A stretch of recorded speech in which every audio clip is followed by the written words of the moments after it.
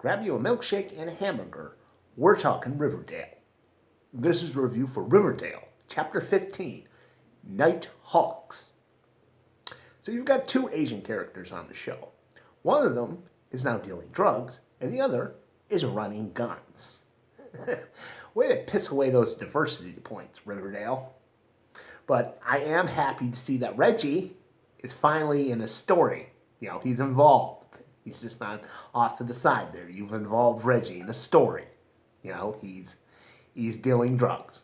Okay, you be wishful for what you wish for. You might just get it.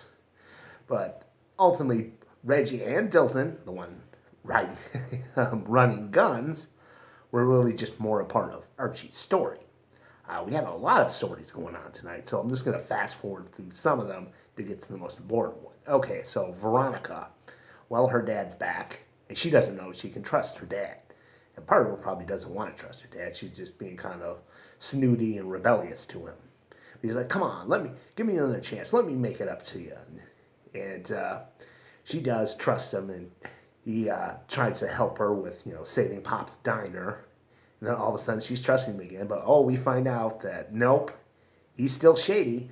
Oh, and her mother is basically in line with him. Her parents are shady. Yeah, I see. I think that story's that's going to keep bouncing around, but tweet it. But I do like Veronica. She, like I said last season, she was the daughter of Saddam Hussein. Now Saddam Hussein's back. We'll see where it's going. Okay, Betty and Jughead. Well, Jughead's trying to save his dad from going 20 years in jail. And Betty's going to try to help him with that. Also, she's trying to save Pop's Diner, which is, facing some problems because of the shooting there, where, Fred got shot there. Now no one wants to go to, Pop's Chocolate Chop.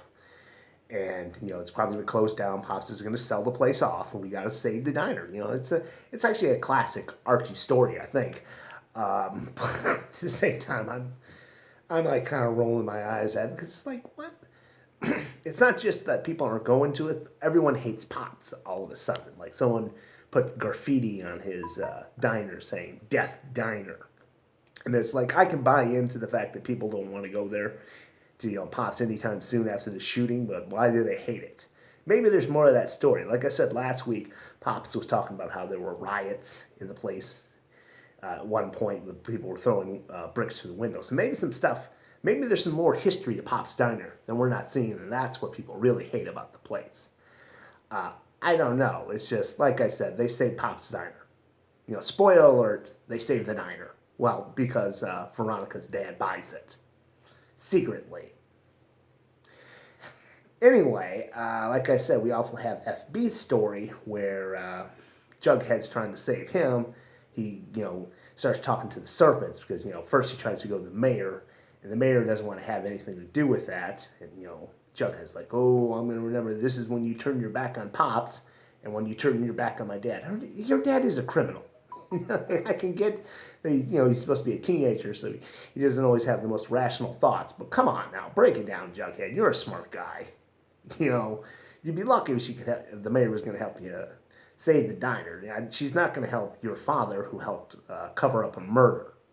So then, like I said, he goes to the serpents, and the serpents recommend this lawyer who also happens to be a serpent. As one Penelope Peabody, I think the character's name. Anyway, she suggests to Jughead that they get the Blossom family to say that they've forgiven FB for what he did. And, Jughead's like, oh, cool. So, they try to convince Cheryl and her mother, but they're not having it. And then later, Betty has to basically blackmail Cheryl into, taking the stand saying, oh, no, we've forgiven FB for helping cover up our brother's murder, which was committed by our father.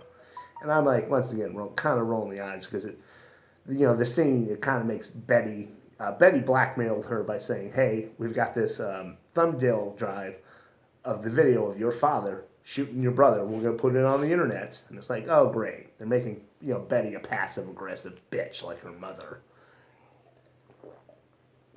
Wasn't a big fan of that scene where, Betty basically blackmails Cheryl into helping helping her, get her boyfriend's father's prison time reduced. Oh, and then you gotta help me save the diner. It's like, Betty, come on.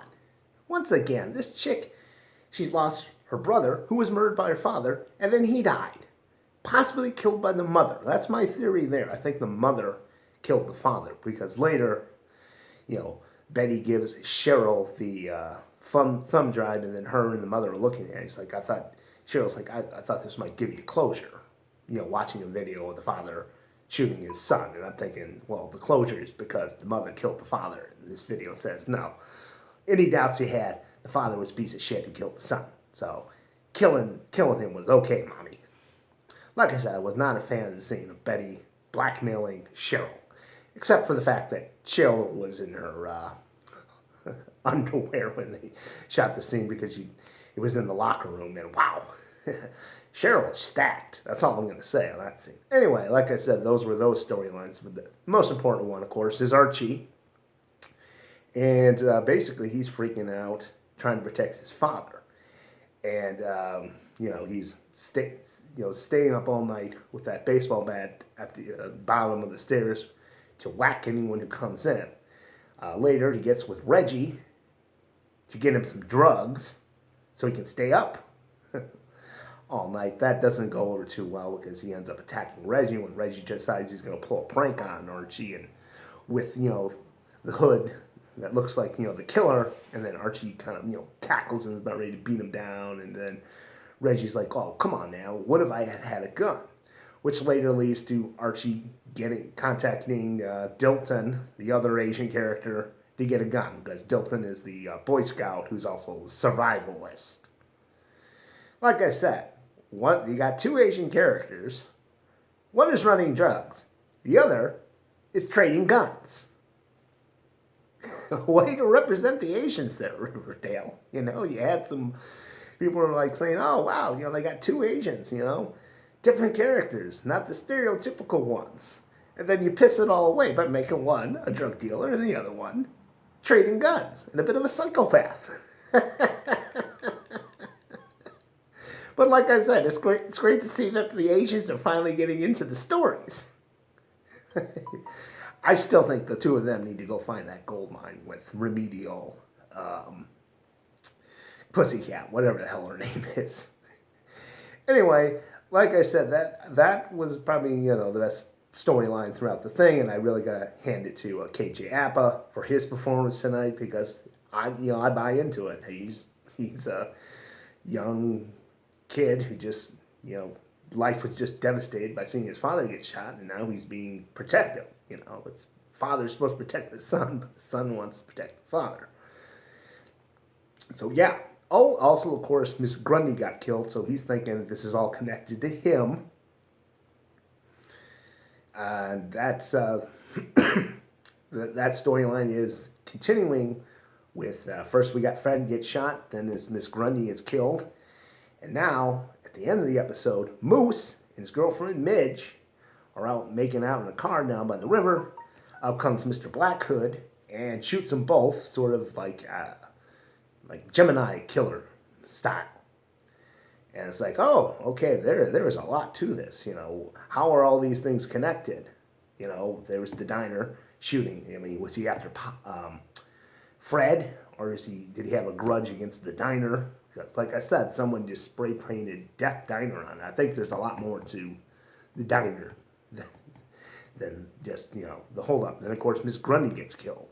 We know that she was a sexual predator. Could be something there. But then out of the blue, he shoots Moose and Midge down by the river where Jason Blossom was found. Maybe not the exact spot, but definitely, same river. Right now, I'm thinking, this is kind of a Gemini killer thing. So Ted Cruz is my number one suspect. And that's all I got. Like I said, I did enjoy tonight's episode. I like where they're going with the series.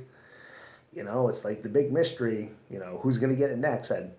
Me, it's all the secondary characters, watch out. I'd say watch out Smithers, Veronica's butler, but her, I think her father fired that guy because she was, helping Veronica avoid him. So, Smithers is probably out of town, which is good for him because, like I was saying, they're going after them secondary characters. They gotta watch their back. So watch out there, remedial pussycat, whose name I can never remember. Is it Natalie? Natalie. Watch out! I say Cheryl's mother. You just see killing her off and making the Cheryl's storyline even darker. See who else do I think could get it.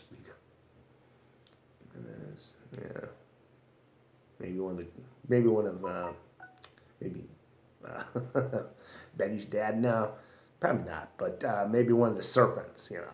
The one that's they introduce who's always talking to Jughead now. He's probably gonna get it. Yeah.